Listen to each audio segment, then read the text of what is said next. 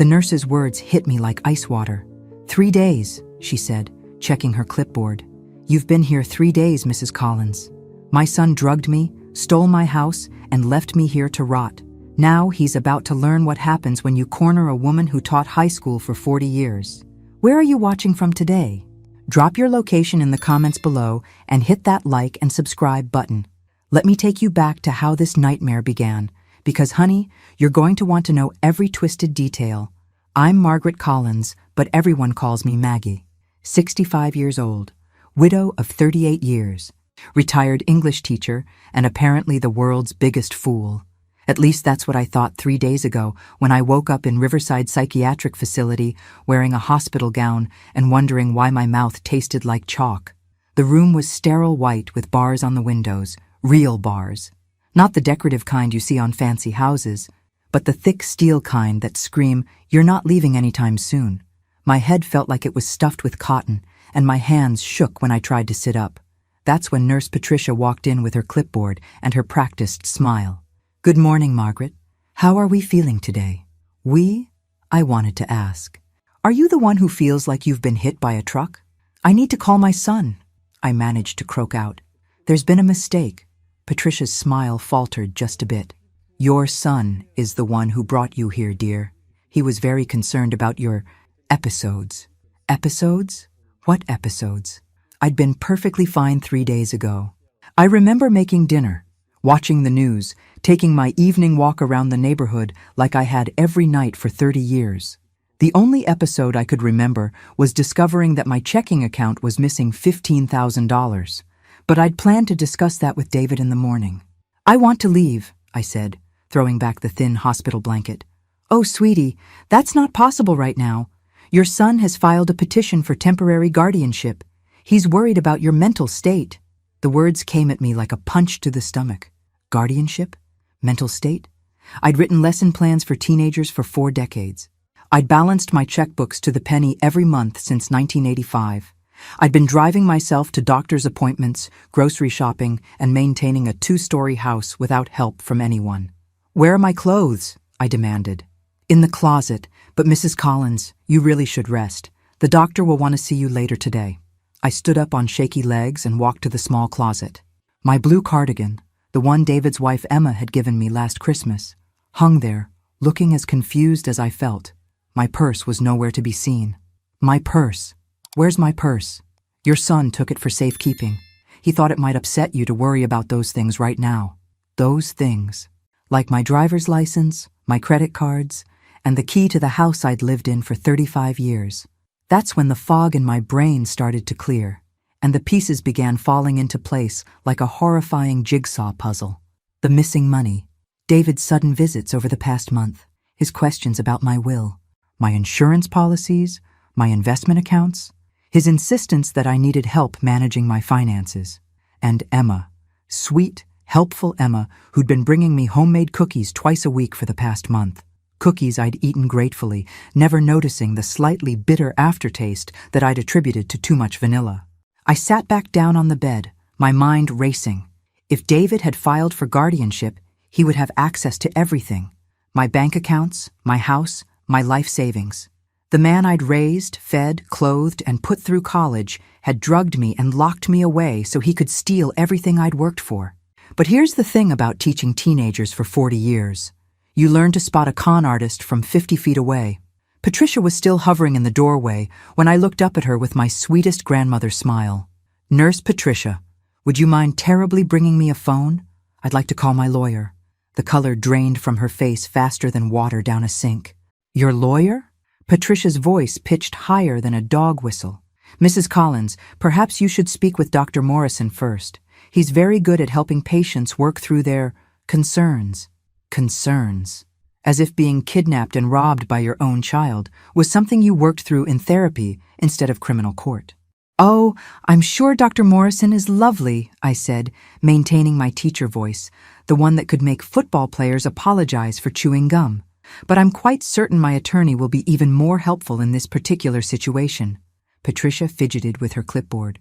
"Let me check with the supervisor about phone privileges." Phone privileges? Like I was a teenager who'd missed curfew? After she left, I sat on the edge of that narrow bed and did what I'd done every day for the past 30 years. I made a plan. Step 1, get out of this place. Step 2, find out exactly what David had done. Step 3, make him regret the day he decided his mother was an easy target. The door opened again, but this time it wasn't Patricia. A tall man in a white coat strode in with the confidence of someone who'd never been challenged by a 65-year-old woman with nothing left to lose.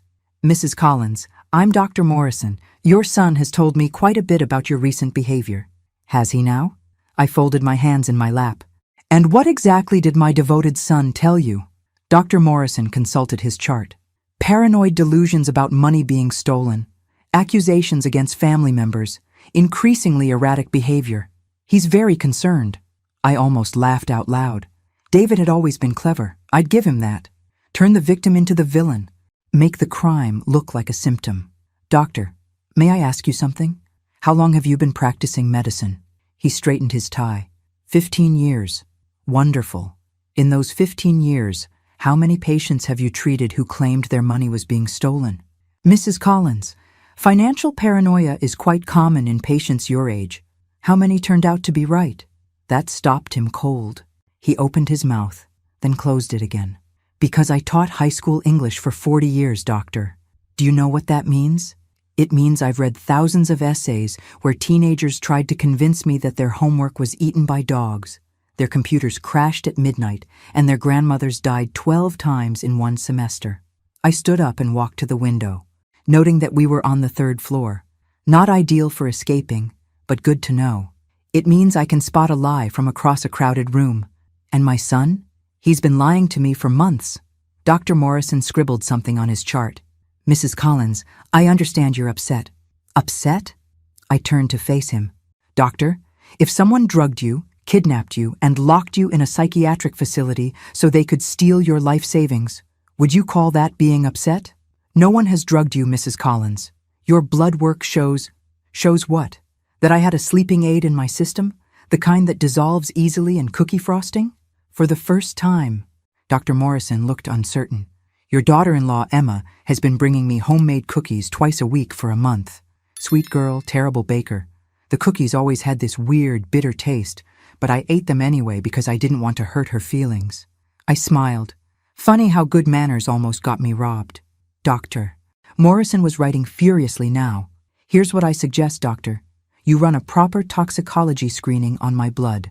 Not the standard panel you probably ran when I arrived, but a comprehensive one that looks for all the creative ways someone might dose a trusting old woman." I walked back to the bed and sat down, smoothing my hospital gown. "And while we're waiting for those results, maybe you should ask yourself why a woman with no history of mental illness, no family history of dementia, and no previous episodes of paranoia would suddenly start having delusions at the exact same time her checking account started hemorrhaging money." The color was slowly draining from Dr. Morrison's face. "Because if I were you, doctor, I'd be very careful about helping someone commit elder abuse. The state board tends to frown on that sort of thing." He cleared his throat. I'll order the extended toxicology panel. Thank you. And doctor, I'd like that phone call now." After he left, I allowed myself one small smile.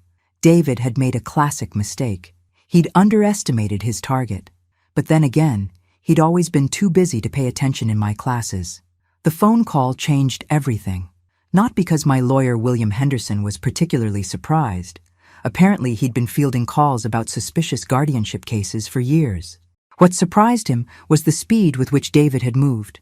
"Maggie, the paperwork was filed yesterday morning. Someone's been planning this for months." I sat in the visitor's room where they'd finally allowed me to make my call, wearing my own clothes again thanks to William's immediate intervention. Turns out lawyers have a funny way of making hospital administrators remember patients' rights. "How long do I have?" I asked. "The hearing is scheduled for next week, but Maggie, there's something else. David's already started liquidating your assets." My hand tightened on the phone. "What do you mean?" "He put your house on the market this morning. Listed it as a quick sale, 20% below market value." The room started spinning. My house. The place where I'd raised David, where Harold and I had shared 35 years of marriage, where every room held memories I wasn't ready to sell. Can he do that? If the guardianship goes through, yes, but there's something that doesn't add up, Maggie. The paperwork shows he's claiming you've been incompetent for 6 months. That means he would have needed medical documentation going back. Dr. Peterson, I breathed. Who? My family doctor. David insisted I start seeing him 3 months ago. Said my regular doctor was too old, that I needed someone more current with geriatric care. William was quiet for a moment.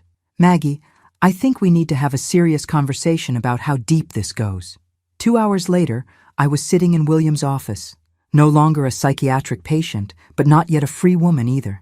The temporary guardianship order was still in effect, which meant David had legal control over my life until next week's hearing. The good news, William said, spreading documents across his desk, is that Dr. Morrison ran that comprehensive toxicology panel. You had enough lorazepam in your system to sedate a horse. Lorazepam, anti-anxiety medication, dissolves easily in food, causes confusion, memory problems, and disorientation. Perfect for someone trying to build a case that you're losing your mental faculties. I stared at the lab results. How long would someone have to dose me to make it look convincing? Based on these levels? At least 6 weeks. Probably longer. Emma's twice-weekly cookie visits suddenly made perfect sense. Sweet, helpful Emma with her apologetic smile and her terrible baking skills. William, I need you to be straight with me. How much trouble am I in? He leaned back in his chair, and I could see him calculating. If this case goes badly next week, David will have legal control over every aspect of your life. Where you live, how you spend your money, what medical care you receive. He could sell your house, liquidate your investments, and move you to whatever facility he chooses. And if it goes well, if we can prove he orchestrated this, he'll be facing federal charges for elder abuse, fraud, and conspiracy. We're talking serious prison time. I thought about David as a little boy, how he used to climb into my lap when thunderstorms scared him, how proud I'd been when he graduated college, when he got married, when he bought his first house, how that same little boy had spent months planning to drug and rob his own mother. William, I need to ask you something, and I need an honest answer. Shoot. Do I seem like a confused old woman to you? He smiled for the first time since I'd arrived. Maggie, confused old women don't figure out they've been systematically poisoned. They don't demand extended toxicology panels, and they sure as hell don't retain lawyers from psychiatric facilities. Then let's make sure everyone else sees what you see. What do you have in mind? I pulled out my phone, the one William had retrieved from hospital security, along with my purse and my dignity. I'm going to call my son and tell him I'm coming home. Maggie, that's not... Oh, I'm not really going home. But David thinks he's dealing with a confused old woman who doesn't understand what's happening to her. Let's let him keep thinking that.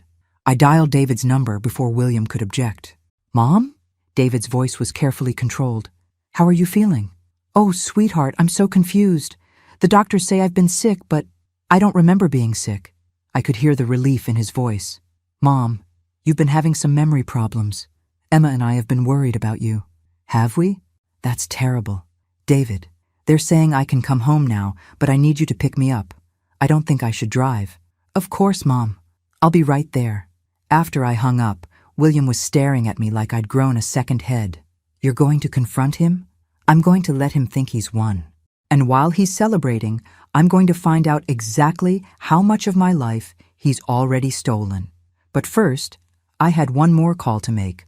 The number I dialed belonged to my neighbor Helen Watkins, who'd been living next door for 15 years and had the nosiness of a professional gossip columnist. If anything unusual had been happening at my house, Helen would know about it. Margaret, oh, honey, I've been so worried about you. Emma told me you were in the hospital. Emma had been busy, apparently. I'm much better now, Helen. Listen, I was wondering, has everything been quiet at the house while I've been away? Well, not exactly. There have been so many people coming and going. Emma's been there every day, and yesterday there was a real estate agent taking photos. My stomach clenched. A real estate agent? Oh yes, lovely young woman with a measuring tape and one of those fancy cameras. She told me your family was helping you downsize. Said you'd decided the house was too much for you to manage alone. I gripped the phone tighter. Did Emma happen to mention where I'd be living instead? Some nice retirement community in Arizona, she said. Warmer weather, more activities for seniors. She made it sound wonderful. Arizona, of course. 3 states away from anyone who might ask inconvenient questions. Helen, this might sound strange, but have you noticed anything odd about Emma lately? Or David? There was a pause. Well, now that you mention it, Emma did seem nervous yesterday. She was loading boxes into her car from your house, and when I asked if she needed help, she nearly jumped out of her skin. Boxes. My belongings were already being packed up and distributed. What kind of boxes? Hard to say from this distance, but they looked heavy. Maybe books? You always did have all those books. My books. 40 years of collecting first editions. Signed copies. Literature textbooks I'd used for decades. Each one carefully chosen, lovingly maintained, irreplaceable. Helen, I need to ask you a favor. Could you keep an eye on the house for me? Maybe take note of anyone who comes and goes? Of course, dear. Though I have to say, Emma mentioned you might be confused when you got home. Said the doctors were concerned about your memory. The setup was even more thorough than I'd imagined. Emma had been preparing the neighbors for my confused behavior, making sure that if I tried to tell anyone what was really happening, they'd already been conditioned to dismiss it as the ramblings of a sick old woman. I'll keep that in mind. Thank you, Helen. I hung up just as David walked into the hospital lobby. He looked tired, stressed, but when he saw me, his face transformed into an expression of concerned love that would have won him an Oscar. Mom, you look so much better. I let him hug me, fighting the urge to push him away. His embrace felt like a snake coiling around its prey. I feel better, sweetheart, though I have to admit, everything's been so confusing lately. That's what the doctors said. They think you might be more comfortable in a place with more support. Oh, David, I just want to go home. I miss my house. Something flickered across his face. Guilt, maybe, or calculation. We'll figure all that out, Mom. For now, let's just focus on getting you settled. During the car ride home, David kept up a steady stream of gentle conversation designed to reinforce the narrative that I was fragile and confused. He asked if I remembered taking my medications, whether I'd been eating regularly, if I was having trouble sleeping. Each question was a test, and I failed them all beautifully. I don't really remember, I said to each one, watching his shoulders relax incrementally. When we pulled into my driveway, I gasped. There was a for sale sign on my front lawn, bright red letters announcing that my life was being auctioned off to the highest bidder. David, why is there a sign on our lawn? Mom, we talked about this, remember? You said the house was getting too big for you. I pressed my fingers to my temples, playing the confused old woman perfectly. Did I? I don't remember saying that. Don't worry about it right now. Let's just get you inside. But as we walked up the front steps, I noticed something that made my blood run cold. The lock on my front door had been changed. David pulled out a shiny new key, and I realized that if I had actually been confused, if I had really been suffering from dementia, I wouldn't be able to enter my own home without his permission. The trap was already sprung. I just hadn't been caught in it yet. Once inside, the full scope of their betrayal became clear. Half my furniture was gone. The antique dining set Harold had inherited from his grandmother, gone. The china cabinet with my mother's dishes, empty. My bookshelves, which yesterday had been filled with 40 years of carefully curated literature, now held only a few paperback novels. Where are my books? The question slipped out before I could stop it. David exchanged a glance with Emma, who had appeared from the kitchen wearing rubber gloves and carrying a box. Mom, you said you wanted to donate them, remember? You said they were just collecting dust. But I could see the truth in their faces. They hadn't donated my books. They'd sold them, probably to used bookstore dealers who paid cash and didn't ask questions about provenance. That's when I understood the full magnitude of what they'd done. This wasn't just theft. It was erasure. They weren't just stealing my money and my house. They were stealing my history, my identity, everything that made me who I was. And they were doing it systematically, methodically, with the kind of careful planning that suggested they'd done this before. Emma disappeared into the kitchen with her box, and I heard the telltale sounds of drawers being opened and closed. She was packing up my kitchen supplies, the good knives, the copper pots I'd collected over decades, probably my mother's silver service too. I should probably lie down, I told David, maintaining my confused elderly woman act. I'm feeling a bit overwhelmed. Of course, Mom. Why don't you rest in your room for a while? Emma and I will take care of everything down here. My room, as if I were a guest in my own house. I climbed the stairs slowly, partly for effect and partly because I was genuinely exhausted from the emotional roller coaster of the past few hours. But as soon as I reached the second floor, I understood why they'd been so eager to get me out of the way. My bedroom had been transformed into a staging area for their operation. Boxes lined the walls, each one labeled in Emma's neat handwriting: books, sell; china, storage; jewelry, appraise; linens, donate. They'd cataloged my entire life like inventory at an estate sale. I walked to my dresser and opened the top drawer. Empty. My jewelry box, which had sat in the same spot for 30 years, was gone. Harold's watch, my grandmother's pearl necklace, the diamond earrings I'd worn on my wedding day, all of it vanished. But it was the box labeled "Photos Trash" that nearly brought me to my knees. Inside were hundreds of family pictures spanning 6 decades. Harold and me on our honeymoon, David's first steps, Christmas mornings, birthday parties, graduations, vacations.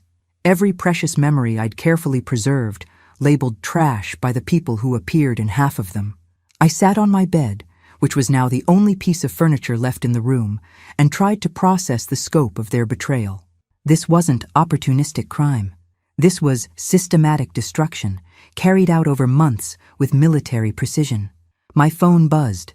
A text from an unknown number. "Mrs. Collins, this is Nancy from Premier Real Estate.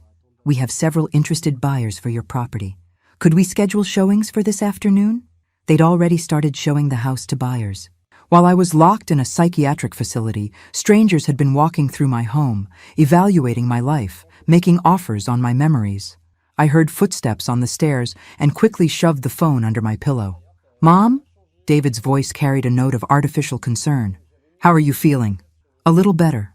"David, could you sit with me for a minute?" He perched on the edge of the bed, close enough that I could see the guilt warring with greed in his eyes. "Sweetheart, I've been thinking about what you said, about the house being too big for me." His posture straightened slightly. "Yes, maybe you're right.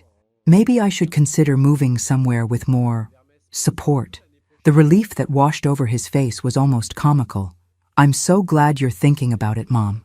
Emma and I have been researching some really nice places." "In Arizona?" He couldn't quite hide his surprise. "How did you—" "Helen mentioned it when I called her. She said Emma told her about a lovely retirement community there." "Oh, right. Yes, it's supposed to be beautiful. Year-round sunshine, lots of activities. And far from here." "Well, yes. But Mom, that's not necessarily a bad thing. Sometimes a fresh start is exactly what a person needs. A fresh start. What a lovely way to describe being exiled from your own life." "David, can I ask you something?" "Of course. The money that's been missing from my checking account. Do you know anything about that?" For a split second, his mask slipped. I saw panic flash across his features before he recovered. "Mom, you've been confused about the finances lately. Emma's been helping you pay bills, remember?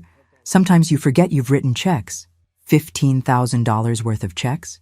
It sounds like a lot, but when you add up all the monthly expenses, he was good. I'd give him that.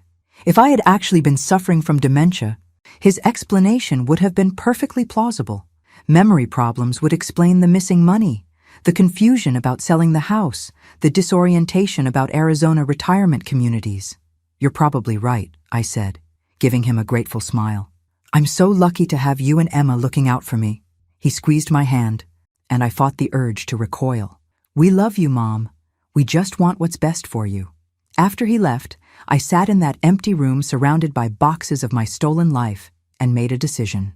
They thought they were dealing with a confused old woman who would go quietly into exile while they divided up her assets. They were about to learn the difference between confused and furious. I pulled out my phone and scrolled through my contacts until I found the number I was looking for.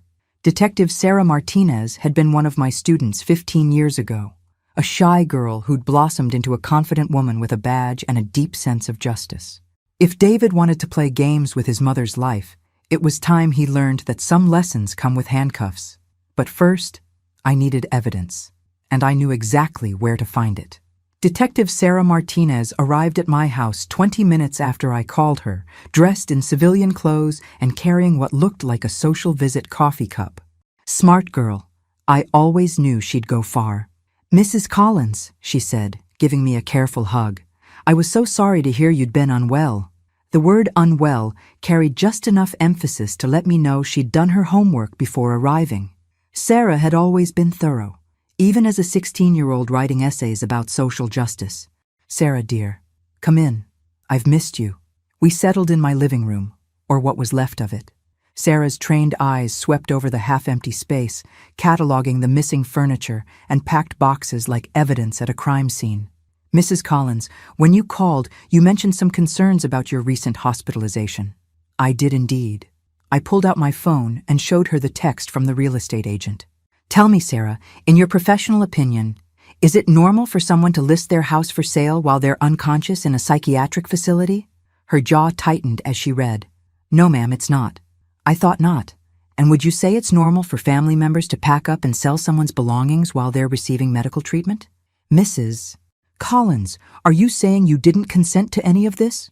"I'm saying I was drugged, kidnapped, and robbed by my own son, and I have the lab results to prove it."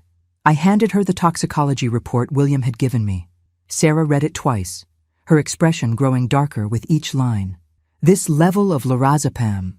Mrs. Collins, this could have killed you, but it didn't, and now I need to figure out exactly how far this conspiracy goes." Sarah set down her coffee cup. "What do you mean?" "Think about it, dear. David couldn't have done this alone. He needed a doctor to sign commitment papers, a hospital to accept them, lawyers to file guardianship documents. This isn't a one-person operation." I walked to the window and pointed toward Dr. Peterson's office building, visible 3 blocks away. 3 months ago, David insisted I switch doctors, said my old physician was behind the times. Dr. Peterson has seen me exactly 4 times, and somehow he was comfortable declaring me mentally incompetent. That's concerning. It's criminal. And I suspect if we dig deeper, we'll find Dr. Peterson has a history of conveniently diagnosing elderly patients as incompetent right before their families petition for guardianship. Sarah was taking notes now, her pen moving rapidly across her small notepad. "Mrs. Collins, I have to ask, do you have somewhere safe to stay? If your suspicions are correct, you could be in danger." Before I could answer, I heard the front door open. David's voice carried from the hallway. "Mom? I brought dinner." Sarah and I exchanged glances. "That's my cue to be the confused old woman again," I whispered. "Play along." When David entered the living room, carrying bags from my favorite Chinese restaurant, his step faltered slightly at seeing Sarah. "Oh, I didn't realize you had company." "David, you remember Sarah Martinez. She was one of my students." "Of course." David's smile was perfectly calibrated, warm but not effusive. "How nice to see you again." "I heard Mrs. Collins had been under the weather," Sarah said, watching him carefully. "I wanted to check on her." "That's very thoughtful. Mom's been having some memory issues lately, but she's much better now." "Memory issues?" Sarah's voice carried just the right note of concern. "Nothing serious, I hope." "The doctors think it might be early-stage dementia. We're exploring some living situations that might be more appropriate." There it was. The lie, delivered smoothly to a police officer. Sarah's expression didn't change, but I caught the slight tightening around her eyes. "How frightening for your family," Sarah said. "Mrs. Collins seems very sharp to me, though. She has good days and bad days. Well, I'm sure you're taking excellent care of her." After David excused himself to set up dinner in the kitchen, Sarah leaned close to me. "Mrs. Collins, he just lied to a police officer about your medical condition. That's a crime. Add it to the list, dear. But we need more than lies. We need documentation. What are you thinking?" I glanced toward the kitchen, where I could hear David and Emma discussing which boxes to load into their car tonight. "I'm thinking it's time to visit Dr. Peterson's office." "After hours, of course." Sarah's eyes widened. "Mrs. Collins, I cannot and will not participate in breaking and entering." "Of course not. You're a law enforcement officer with a sterling reputation." I smiled sweetly. "But I'm just a confused old woman who might accidentally wander into the wrong building while looking for the pharmacy." At 3 a.m, Dr. Peterson's office building stood dark against the November sky. The security was minimal, a keypad lock on the front door, and basic alarm system that probably hadn't been updated since the Clinton administration. Good thing I'd spent 30 years chaperoning high school field trips and learning exactly how creative teenagers could be when properly motivated. Sarah sat in her car across the street, officially there to make sure I didn't hurt myself during my confused wandering. Unofficially, she was providing backup in case my amateur detective work went sideways. The building directory listed Dr. Peterson's office on the 3rd floor. The elevator required a key card after hours, but the stairwell door opened with a satisfying click when I applied the credit card technique I'd learned from my most enterprising students. Dr. Peterson's waiting room looked like every other medical office: beige walls, uncomfortable chairs, and magazines from 2019. But his private office told a different story. The desk was expensive mahogany, the kind that screamed success. Framed diplomas covered one wall, along with photos of Dr. Peterson shaking hands with important-looking people. And there, in the center of it all, was something that made my blood run cold. A framed newspaper clipping. Local doctor helps families navigate difficult guardianship decisions. The article, dated 6 months ago, featured Dr. Peterson discussing the challenges of diagnosing dementia in elderly patients. He was quoted extensively about the importance of family involvement in medical decisions and the need for creative solutions when traditional support systems weren't adequate. Creative solutions, like drugging patients and declaring them incompetent. I photographed the article with my phone, then turned my attention to the filing cabinets. They were locked, but apparently Dr. Peterson had never dealt with a high school teacher who'd confiscated more contraband than a customs agent. The files were organized by year, then alphabetically by last name. I found mine quickly, a folder thick enough to choke a horse, considering he'd only seen me 4 times. The documents inside made my hands shake with rage. Medical assessments dating back 6 months, before I'd ever met Dr. Peterson. Detailed notes about my supposed cognitive decline, my increasing paranoia, my inability to manage my finances. All fiction, all carefully crafted to support David's guardianship petition. But it was the last document that stopped my heart. An invoice addressed to David Collins. Professional consultation services, $15,000. Guardianship documentation and testimony, $25,000. Additional services as needed, $10,000. $50,000. David had paid Dr. Peterson $50,000 to destroy my life. I photographed every page, my hands steadying as anger replaced shock. These weren't medical records. They were forgeries created to order for a client willing to pay premium prices for custom-made evidence. A sound in the hallway made me freeze. Footsteps moving slowly but deliberately toward the office. I quickly closed the file cabinet and looked around for an escape route. The window faced the back alley, 3 stories up. Not ideal, but better than being caught rifling through medical files. I grabbed the newspaper clipping from the wall. Original evidence would carry more weight than photographs, and headed for the window. The footsteps stopped outside the office door. I heard the distinct sound of keys jingling. Dr. Peterson was here, at 3 in the morning, which meant either he was the most dedicated physician in history, or someone had told him his office might receive an unexpected visitor tonight. The key turned in the lock just as I managed to get the window open. November air hit me like a slap, but the fire escape was solid under my feet. I climbed down as quickly as my 65-year-old joints would allow, the newspaper clipping tucked safely in my jacket pocket. By the time Dr. Peterson's office light came on, I was crossing the street toward Sarah's car. "How did it go?" she asked as I slipped into the passenger seat. I handed her my phone, scrolling through the photographs I'd taken. It went perfectly. We just caught a doctor red-handed in a conspiracy to commit elder abuse. Sarah studied the images, her expression growing grimmer with each swipe. "Mrs. Collins, this is organized crime. They've done this before." I had the same thought, which makes me wonder, how many other families has Dr. Peterson helped with their creative solutions?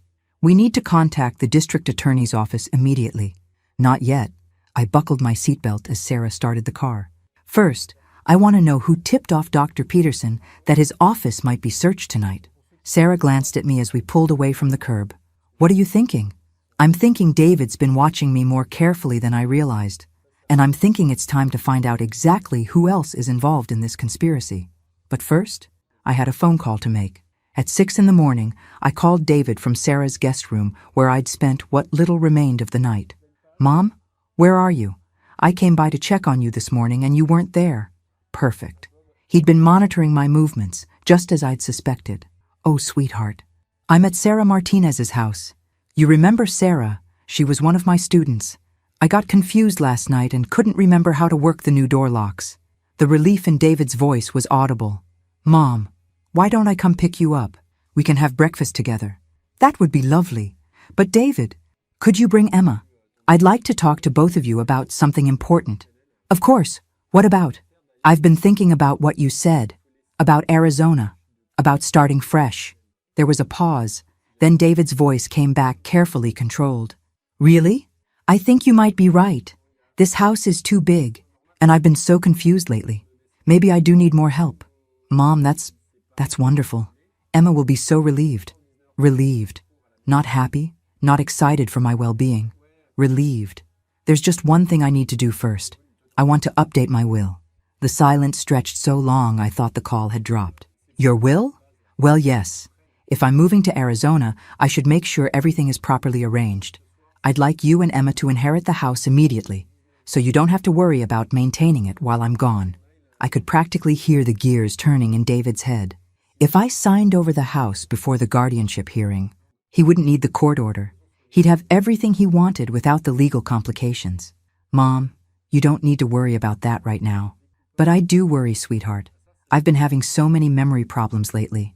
What if something happens to me and I haven't taken care of these details? Hook, line, and sinker." "Okay, if it would make you feel better. Should I call William Henderson?" "Actually, I was thinking of using someone new. Someone who specializes in estate planning for seniors with memory issues." Another pause. "Do you have someone in mind?" Emma mentioned a lawyer she knew. Someone who's very understanding about these situations. I hadn't mentioned any such thing, but I was gambling that David and Emma had researched lawyers who would be cooperative with their plans. "Oh, right. Richard Blackwood. Yes, he's supposed to be excellent." Bingo. Another conspirator. "Perfect. Could you set up an appointment for this afternoon? I'd like to get this settled as soon as possible." After I hung up, Sarah shook her head in amazement. "You're going to walk into a lawyer's office where they're planning to help you sign away your assets?"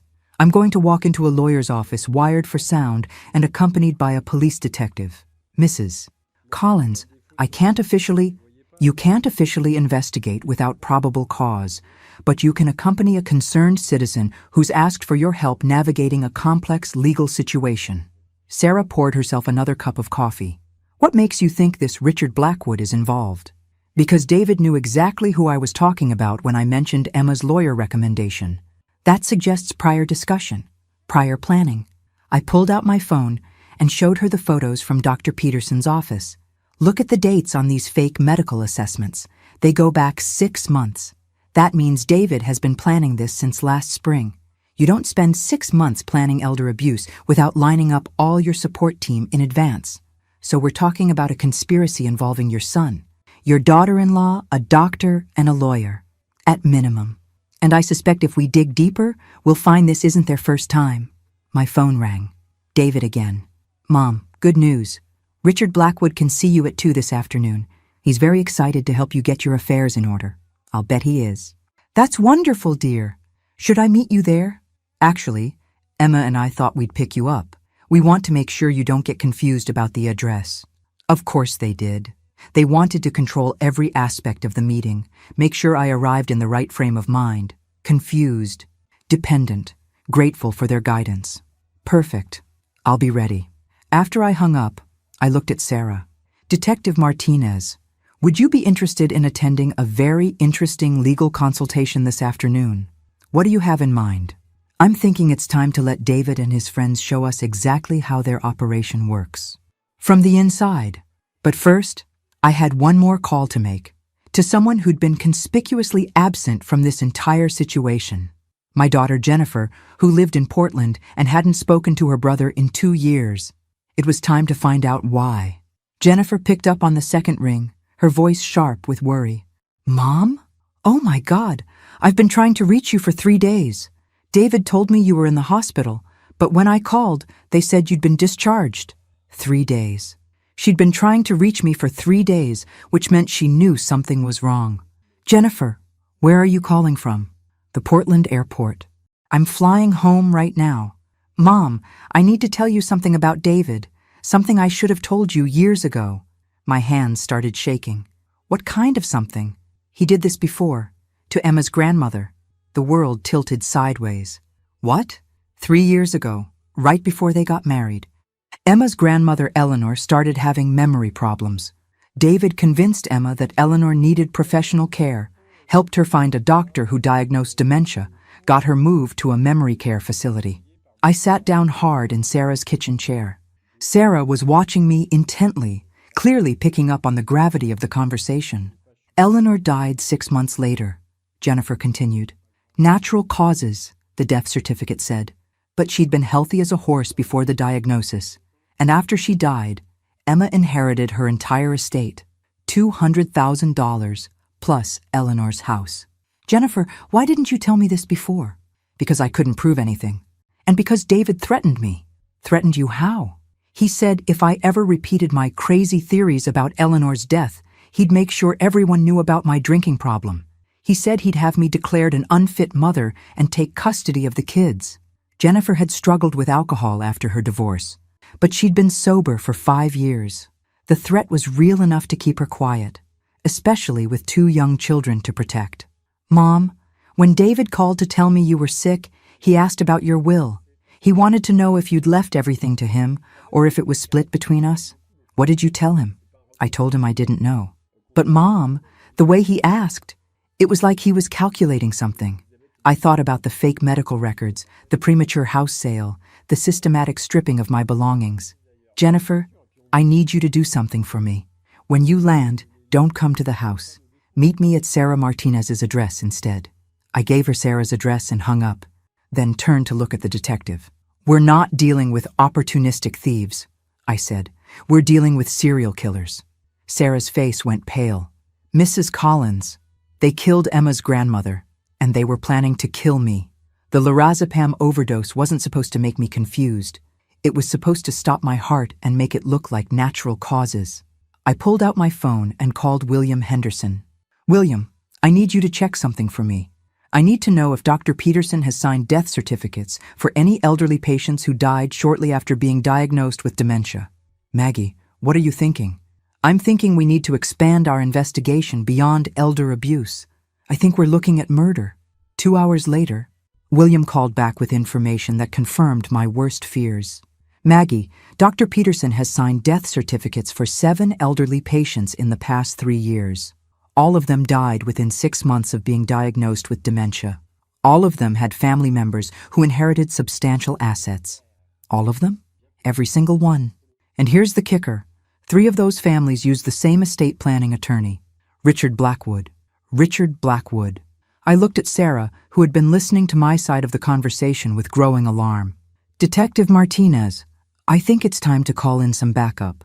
Because at 2 o'clock this afternoon, I'm walking into the office of a man who's helped kill at least 7 people. Mrs. Collins, absolutely not. We're calling the FBI right now. No, my voice was steel. If we call in federal agents now, they'll scatter like cockroaches.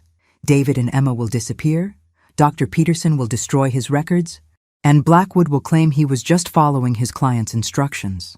So, what are you suggesting? I'm suggesting we give them exactly what they want. One more confused old woman, ready to sign away her life. I smiled grimly. The only difference is, this time their victim will be wearing a wire and surrounded by law enforcement officers. But there was something else I needed to know first. Something that would determine whether we were dealing with a criminal conspiracy or something even darker. Sarah, I need you to run a background check on someone for me. Who? Emma Collins. I want to know everything about her family history, especially how many elderly relatives she's had who died unexpectedly. Because if my suspicions were correct, we weren't dealing with criminals who'd stumbled into murder. We were dealing with people who'd turned killing elderly relatives into a family business. Emma's background check revealed the horrifying scope of their operation. In the past 5 years, she had lost 4 elderly relatives to sudden dementia. Her grandmother Eleanor, her great-aunt Ruth, her grandfather's sister Margaret, and a family friend named Dorothy, who had named Emma as her heir. 4 elderly women, 4 quick dementia diagnoses, 4 convenient deaths, 4 inheritances totaling nearly $800,000. David and Emma weren't just thieves. They were professional killers who specialized in murdering elderly women for their assets. At 1:45 p.m., I sat in the passenger seat of Sarah's unmarked police car, wearing a wire and surrounded by backup officers positioned throughout the building. The plan was simple: get them to confess to their crimes on tape, then arrest them for conspiracy to commit murder. What I didn't expect was for them to be stupid enough to discuss their previous victims while driving to the lawyer's office. The recording device in your purse picked up everything, Detective Martinez told me later. David and Emma spent 20 minutes comparing notes about how to handle you versus how they handled the others. But I'm getting ahead of myself. Richard Blackwood's office occupied the entire top floor of a downtown high-rise, all marble and mahogany and the kind of understated wealth that comes from helping people steal inheritance money. Blackwood himself was exactly what I'd expected. Silver-haired, expensive suit, warm smile that never reached his eyes. Mrs. Collins, it's such a pleasure to meet you. David and Emma have told me so much about your situation. My situation. Like being drugged and robbed was a weather condition. They've been so helpful, I said, letting my voice quaver slightly. I don't know what I'd do without them. Family is so important, Blackwood agreed, gesturing for us to sit in the leather chairs arranged around his conference table, especially when we're dealing with challenging circumstances. The documents he spread before me were works of art in their own twisted way. A new will leaving everything to David and Emma, a power of attorney giving them complete control over my finances, a healthcare directive allowing them to make all medical decisions on my behalf. Everything they needed to legally steal my assets and ensure I never lived long enough to complain about it. Now, Mrs. Collins, Blackwood said, his voice taking on the carefully modulated tone of someone speaking to a confused child. These documents will ensure that your family can take care of you properly. Take care of me? Well, yes. Given your recent health issues, it's important that David and Emma have the legal authority to make decisions when you're not able to do so yourself. Emma leaned forward, her face a mask of concern. Mom, we just want to make sure you're protected. Protected. Like a lamb being protected by wolves. Of course, dear. You've been so good to me. Those cookies you brought were delicious. Emma's smile flickered for just a moment. I'm glad you enjoyed them. What was your secret ingredient? They had such an interesting aftertaste. David and Emma exchanged glances. Blackwood cleared his throat.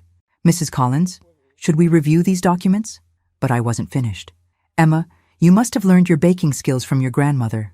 I would have loved to meet her. She passed away a few years ago. How sad. What did she die of? Another glance between David and Emma. This time, David answered. Dementia. It was very sudden. How terrible. Just like your Aunt Ruth, I imagine. Emma went very still. How do you know about Aunt Ruth? Oh, I've been thinking so much about family lately. About how some families seem to have such bad luck with elderly relatives developing sudden memory problems. Blackwood was watching me now with the intensity of a snake eyeing a mouse. Mrs. Collins, perhaps we should focus on 4 relatives in 5 years, I continued conversationally. That's really quite remarkable, don't you think? Almost like you have a gift for helping elderly family members transition to the next life. The silence in the room was deafening. David spoke first, his voice carefully controlled. Mom, I think you're getting confused again. Am I? Or am I finally seeing clearly for the first time in months? I reached into my purse and pulled out the newspaper clipping I'd taken from Dr. Peterson's office. Creative solutions for difficult guardianship decisions. That's what Dr. Peterson calls it, isn't it? Though I think murder for profit is more accurate. Emma shot to her feet. We should go. She's having one of her episodes. Sit down, Emma. The voice that filled the room wasn't mine. It was Detective Sarah Martinez, standing in the doorway with her badge visible and her hand resting on her service weapon. Nobody's going anywhere. The next few minutes were a blur of Miranda rights, handcuffs, and the satisfying sight of 3 people realizing their carefully planned operation had just collapsed around them. But it was David's words as they led him away that I'll never forget. You were supposed to die. Mom, that last batch of cookies had enough lorazepam to stop your heart. If you hadn't missed dinner that night, if I hadn't missed dinner, if I hadn't been running late from my book club meeting, if I hadn't decided to grab a sandwich instead of eating Emma's poisoned cookies, pure luck had saved my life. 6 months later, I sat in a federal courthouse listening to the judge sentence David Collins, Emma Collins, Dr. Peterson, and Richard Blackwood to life in prison without the possibility of parole. They'd been convicted on multiple counts of murder, conspiracy, elder abuse, and fraud. The investigation had uncovered 11 victims in total, 11 elderly people who died so their relatives could inherit their assets. As I walked out of the courthouse, a reporter asked me how it felt to see justice served. "It feels like closing a chapter," I told her, "but not the book. Because the truth is, there are David and Emma Collinses in every city, targeting elderly people who society sees as vulnerable and disposable. There are Dr. Petersons willing to falsify medical records for the right price. There are Richard Blackwoods ready to help families steal inheritances through legal loopholes. The real victory wasn't sending 4 criminals to prison. The real victory was proving that underestimating a sharp old woman is the kind of mistake that ruins your entire life. I'm 66 now, living in my own house, managing my own affairs, and serving on a task force that investigates elder abuse. I speak at conferences about recognizing the warning signs, about fighting back when someone tries to steal your life. And every time I tell my story, I end with the same message. Don't let anyone convince you that age makes you powerless. Sometimes the most dangerous person in the room is the one they mistake for helpless. Now, where are you watching from today? Have you ever had to fight for what was rightfully yours? Share your story in the comments below, and don't forget to hit that like and subscribe button. Because the best defense against predators is a community that watches out for each other. And this community? We don't let anyone steal from family. Not on our watch. Thanks for listening. Don't forget to subscribe and feel free to share your story in the comments. Your voice matters.